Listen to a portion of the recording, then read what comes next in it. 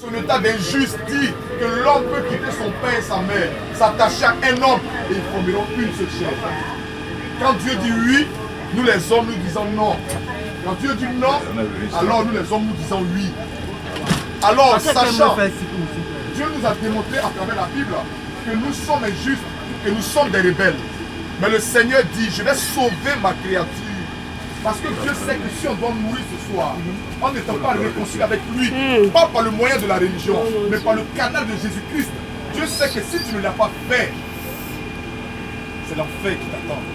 Mais Dieu connaissant déjà l'enfer, sachant qu'à l'enfer, il n'y a pas de discothèque, il n'y a pas de restaurant, il n'y a pas de salle climatisée. Dieu sachant que l'enfer est un endroit douloureux éternel, le Seigneur a trouvé utile d'envoyer ce qu'il avait de plus cher.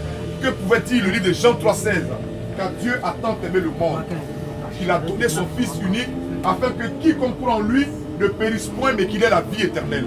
C'est là maintenant que Jésus rentre en jeu. À cause de qui? À cause de nous. Pourquoi? Parce que nous avons besoin d'un sauveur. La Bible dit que tout homme devra se préparer à rencontrer son Créateur. Je vais dire à quelqu'un aujourd'hui, quand tu dors et tu te lèves le matin, lorsque c'est une victoire que tu te donnes sur la mort. Parce que dans la nuit d'hier aujourd'hui, il y a un nombre incalculable de personnes qui ont perdu la vie.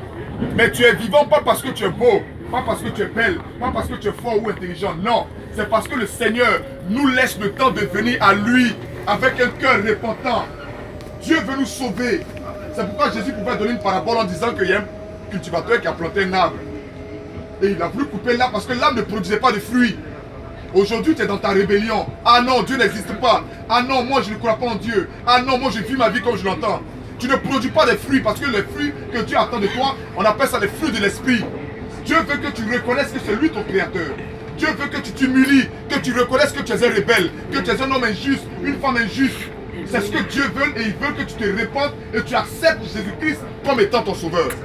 Mais aussi longtemps que tu ne le feras pas, Dieu te donnera le souffle de vie, espérant qu'un jour, tu te ressaisisses et tu reviennes à lui. Alléluia. Alors, Jésus-Christ disait que le maître a demandé à son serviteur de couper l'arbre. Le serviteur dit, Seigneur, je te prie de me laisser une année, je vais mettre du fumier. Et on va voir, si l'arbre a produit des fruits, j'aurai gagné. Mais si l'arbre ne produit pas de fruits, tu pourras le couper et le jeter au feu. Le Seigneur veut sauver notre âme. C'est pourquoi il nous a envoyé Jésus-Christ. Et Jésus-Christ est venu pour toi, c'est gratuit. Amen. Je prierai Dieu pour vous ce soir, pour que le Seigneur touche vos cœurs de la